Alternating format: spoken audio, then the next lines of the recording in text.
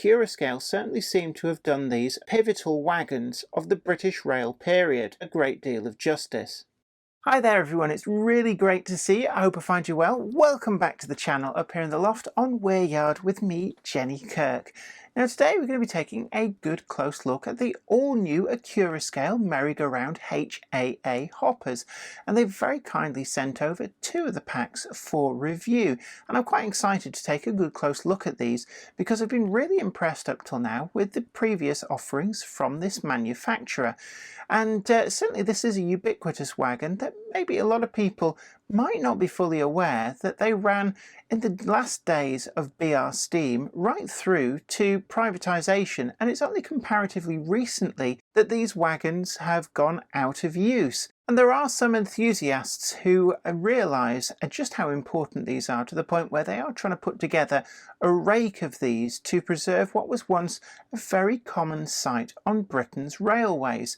But in model form, we have had one before from another manufacturer, and they've retooled that maybe about 10 years or so ago, so it's quite a bold move to go head to head with an established model. Have Accurascale managed to do it? Have they pulled off a major coup? Well, watch this video and you'll see just what I thought of the all-new HAA from Accurascale. Today's video comes in association with Trainomatic, makers of DCC decoders and accessories that are designed by enthusiasts for enthusiasts. Additional support comes from TMC, the Model Centre. Check them out at the URL link in the description down below for a fully stocked and comprehensive website that covers products from a whole host of different manufacturers.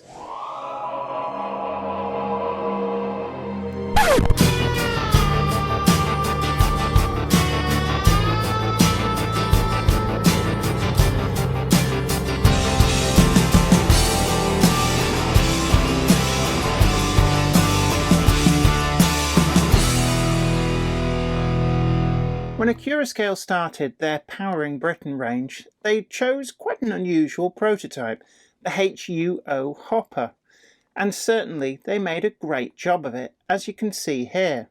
Later on, they brought out the MDO and MDV, just like this Monday Club wagon, and we got a great wagon ready to run that we hadn't seen before other than in kit form.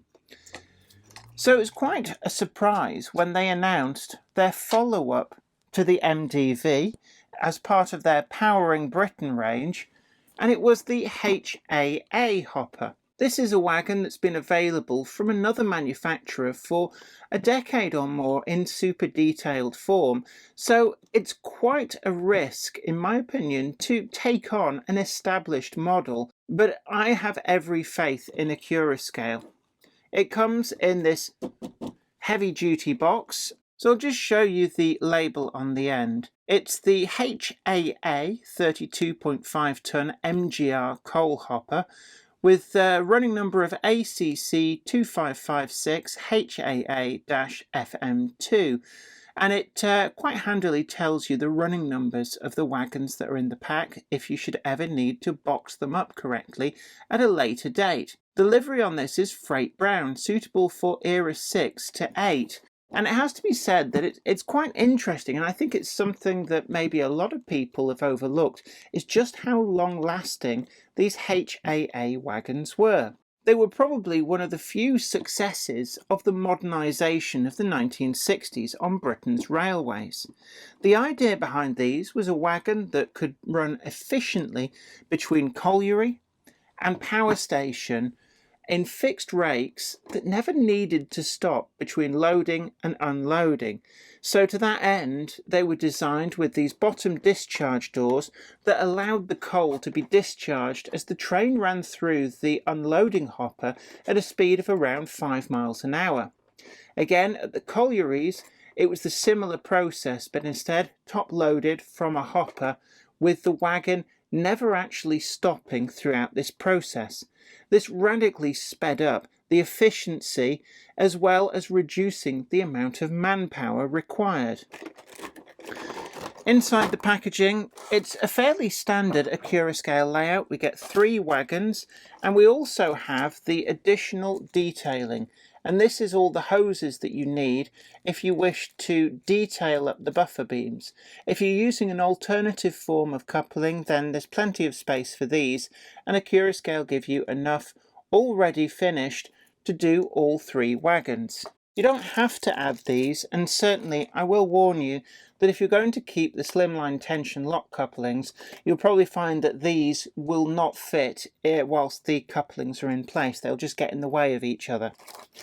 The wagons come just wrapped up in this slightly sticky feeling, but it's not sticky, it's just a bit grippy plastic. It doesn't leave any residue on the wagon, but it does peel off quite readily. I'm just going to get these 3 out so I can give you a much closer look at these wagons. With the packaging removed, we've got the trio of these early as first released wagons, and it's interesting to know, I have to say this because I think a lot of people maybe don't quite realise, but there are photographs of these with the very last vestiges of steam in the late 1960s on Britain's railways.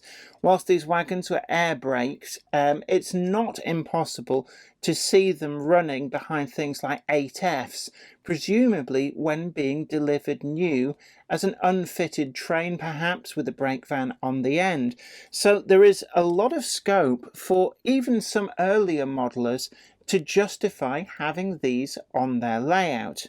It should also be pointed out that the overhead warning flashes that these come with are certainly in keeping with the period when they first were introduced in the late 1960s. The construction is very interesting. You can see that the hopper doesn't form a conventional shape that we've seen with other types of wagons, but it's actually got this very distinctive inset in all 4 corners as part of actually adding to the strength of the wagon itself. The hopper construction on the prototypes was a galvanized steel, accounting for this quite striking silver finish.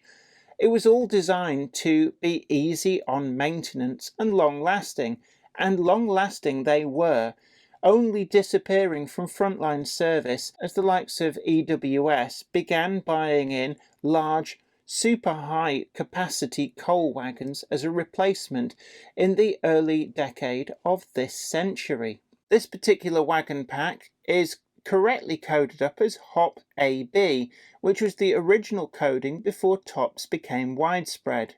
The data panel on these is really quite sharp, and you can see that the metrification had already begun with a tare weight there in kilograms, and then we've got the running number of B350059, which actually means that this is quite an early wagon in that it is very, very low in the number sequence. We've also got the works plate there on the chassis, and that is raised as well. I don't think it's an etched part, but certainly that raised detail with a very accurate printing straight on top does work well. We've also got here the mechanism for operating the bottom discharge doors. These are handed, so you can see as I turn the wagon round, there's a different layout of the handles on the other side. We also have this extra data panel on here, and it's very difficult to read with the naked eye, but certainly I've got every faith, based on previous Accurascale wagons, that under close magnification that is going to be very legible indeed. The detail on the underside is exquisite, and you can see there the representation of the bottom discharge doors.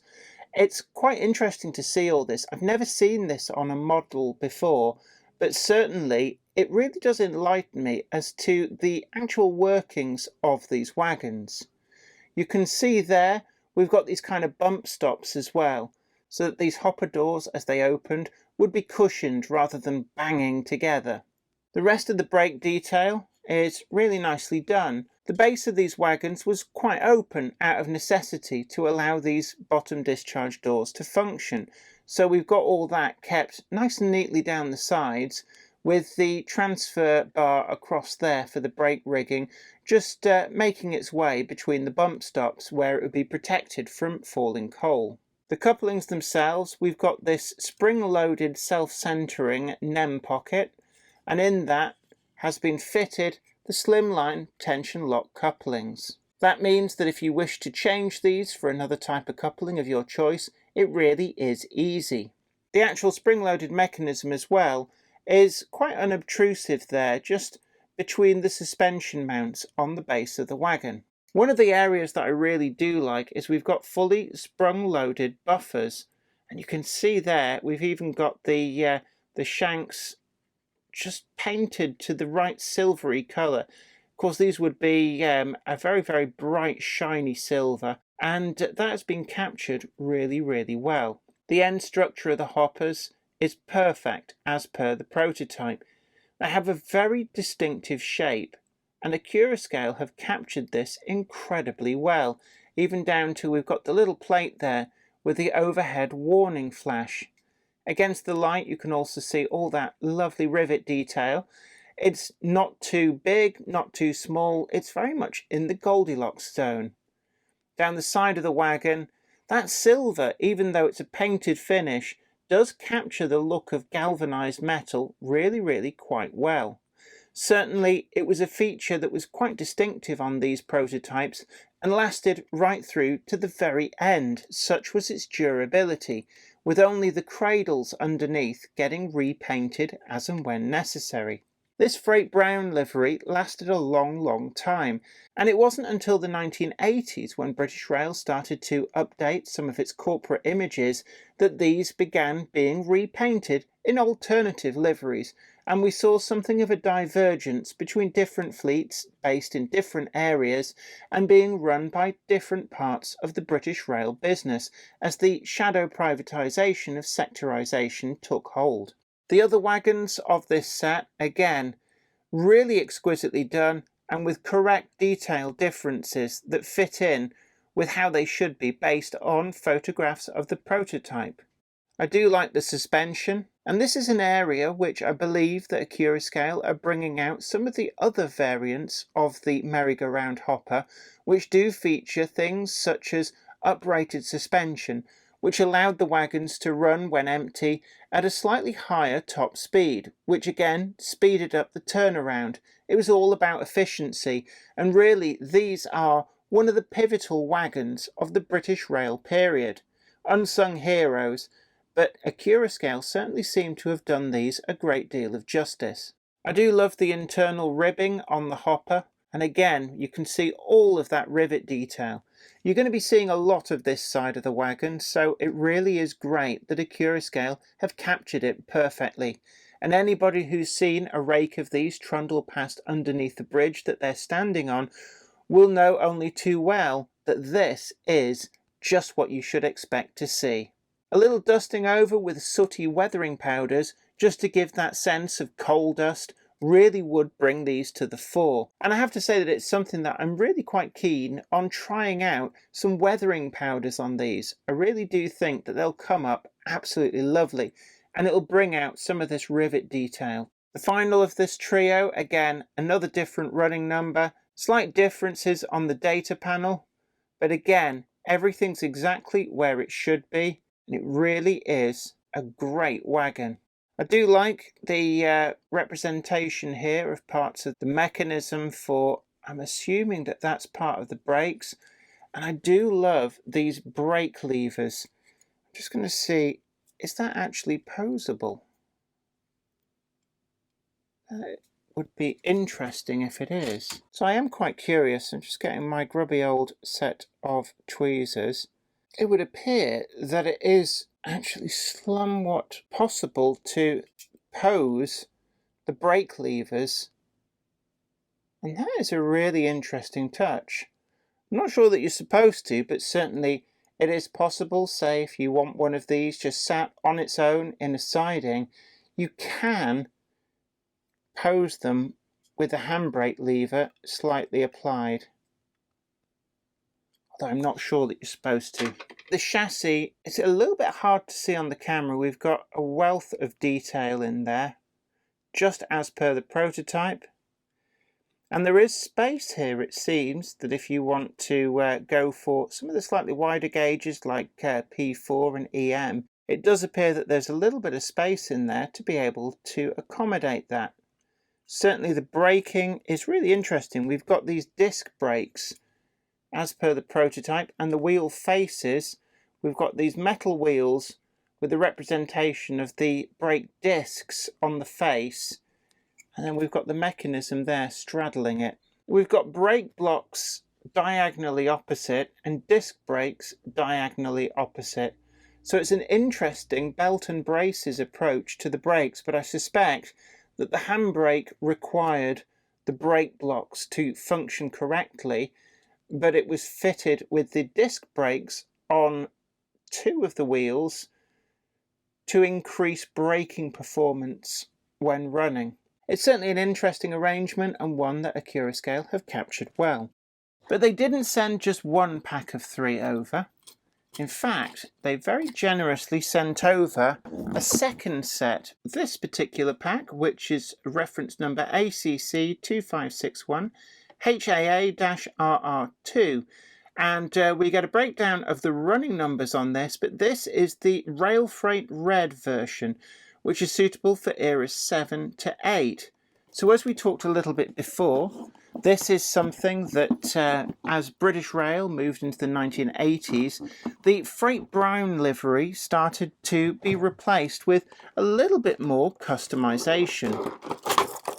Again, the packs come with all of the buffer beam detail that's necessary to be able to detail these wagons should you choose, and we get 3 more of these HAAs, this time in their later guise with Rail Freight Red, coded HAA as the tops has taken hold, and you can see some of the detail differences with the black boxes behind the data panels just to make them clearer, and we've got that cradle now painted in the Rail Freight Red.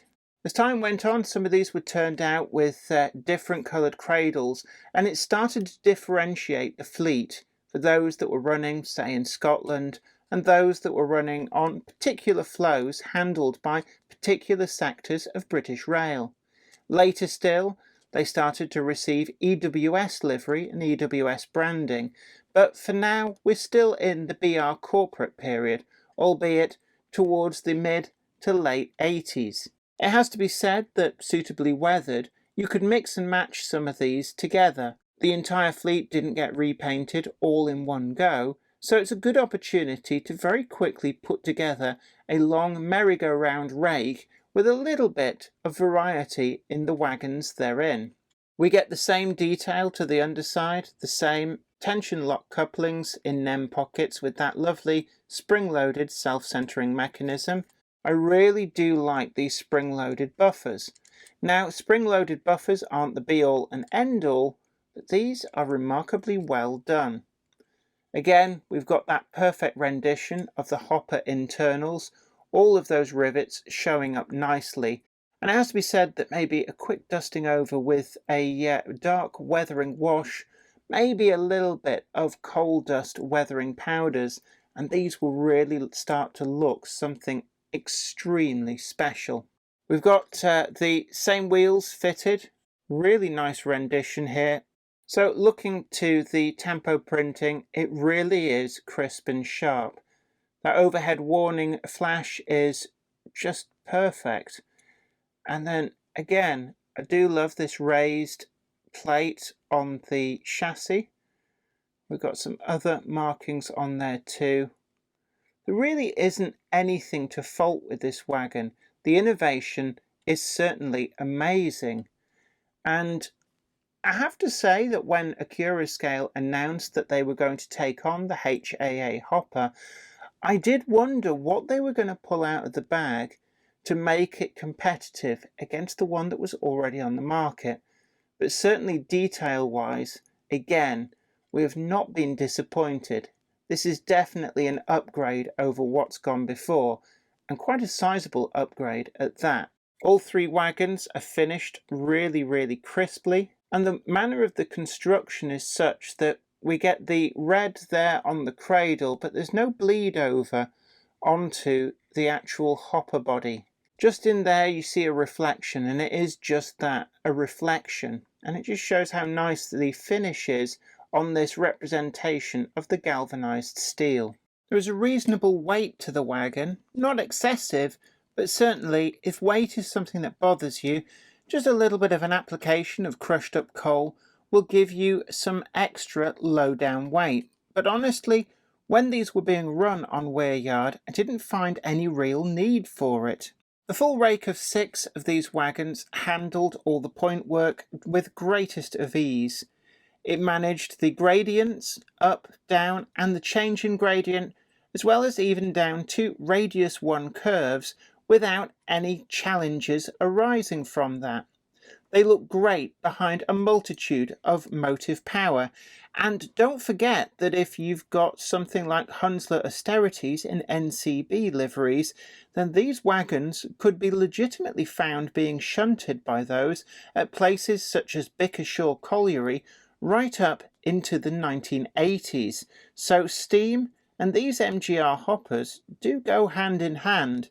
Of course, they also ran with a multitude of diesel traction too, so really there is a plethora of models on the market to run with them. For those who modelled the tail end of steam, it's also quite legitimate to run these in a as-new ex-works condition behind some really run-down, filthy Stanier 8Fs, that kind of thing, because again, there are photographs that back that up, if prototypical correctness is your thing. So we turn now to the scores. First up is build quality, and I have to say that even with my extensive handling, I had no problems with anything coming off these wagons. They came through the post in perfect condition, with no issues whatsoever. All 6 of these wagons arrived in perfect condition, and certainly even with heavy handling, with my sweaty fingertips, there was no sign of any of the tampo printing wiping off or otherwise becoming a little bit worse for wear. There's a lot of fine details on these wagons, from the brake rigging, the door bump stops. One area that could cause a little bit of grief if you aren't too careful are these very slender, prototypically correct stanchions across either end of the hopper. Certainly they're glued in at either side, and it can be quite easy with a little bit of carelessness to break them free. So all in all, I'm going to give this a 9.9. When it came to running quality, they handled the track work of wear yard exceptionally well. I had no real issues over any of the point work. The only thing that really could have been slightly better in my mind was the empty weight. It's easy enough to add in a coal load, but when running these empty, it's something that some people might find them a little bit light-footed over tight curves or slightly less than perfectly laid track. But is that really a criticism? I'm not sure, but I'm going to give these a 9.7. On DCC fitting and innovation, what I really like about these are those sprung buffers. As you know from previous reviews, sprung buffers don't necessarily do much for me, but these are so perfectly done and so realistic in every way that I can find, and also nice and durable with those turned metal buffer heads, that I really had to reward that somehow. So I'm going to give this a 9.0. On accuracy and quality of finish, there really wasn't anything that I could fault particularly. The outlook of the wagon is brilliant, and this very complex shape that has these indents in all 4 corners has been captured really, really well. To me, this is a HAA hopper, and there really isn't anything that I can fault with it, so I'm going to have to give this a 10 out of 10. When it comes to value for money, this is another area that these wagons really do shine. We have a benchmark in terms of the super detailed wagon that's been on the market for somewhere in excess of 10 years from another manufacturer. And as luck would have it, they've just released another triple pack so we can gauge head to head. And even after discounting, the RRP of these is less than the discounted price of the competition. And that is astounding. It does beg the question, with something as highly detailed as these at a keener price, why would you buy anything else? So I'm going to give this a 10 out of 10. And that gives a final score of 48.6 for a truly amazing pack of wagons from Accurascale. I really am interested to see what their follow-ups will be. We are awaiting the CDA conversions of these wagons, which were utilised for China clay and were some of the last of this type of wagon running on the network. We're also looking forward to the HMAs and the HDAs, which are some of the minor variants in terms of suspension, braking, and also covers over the top. And it'll be interesting to see which of these make it through from Accurascale. When it comes to these wagons, Accurascale took on what could have been considered quite a difficult prospect, going toe-to-toe with a firmly established model. But they've done it, and they've pulled it off. I hope you really enjoyed today's video and found it informative, and I'd love to hear from you in the comments section down below if you want to add any details to the review, or just let me know about maybe you've bought yourself a set of these, or maybe it's something that you spotted that turned you off. I don't know. I'd love to hear from you, and if you wish to support the channel as well, there is an option to use Super Thanks, which is a great way to help support the channel to make the videos that you want to see. We've also got an affiliate link down below to help you find the wagons that are featured in today's video. And if you follow that link, you don't pay any extra whatsoever, but it does help the channel out a lot. But until next time, don't forget to like, share and subscribe. And until then, this is me, Jenny Kirk, saying you take great care of yourself. I look forward to seeing you then. Happy modelling. Take care. Bye for now. Today's video is sponsored by Trainomatic, makers of DCC decoders designed to be fully compatible with every manufacturer's locomotive. Visit train-o-matic.com to browse the full range and see what they've got suitable for you. Additional support for today's video comes to you in association with TMC, the Model Centre. Check them out at the URL link in the description down below for a fully stocked and comprehensive website that covers products from a whole host of different manufacturers. They're also home to the unique custom weathering service for that bespoke finish that cannot be rivaled, and indeed also that custom graffiti that gives your wagons that personal touch. You can also visit them in their North Yorkshire showroom for a fully stocked and friendly visit. I'd like to send out a huge thanks to everybody who supports me on Patreon, and an extra special huge thanks goes out to Anthony Kidson, Offshore Allen, Michael Lockie, Helen Sink, Gary Lewis, David Quinn, Sparky 107107, George Botterini, Chris Moss, Robert Steers, Sam Yates, Dale Williams, John N from NC, NYM Irish, Jonathan Foster, Peter, Clifford Ison, Larry W. Grant, NI Railways 4000 class, Ian Coulson, Alan Dickerson, Eddie Popper, Karen Nichol, Medwin Williams, Crossways Point Junction, 3B Rail, and Jennifer Garrett. Thank you. Without you guys, I couldn't do this.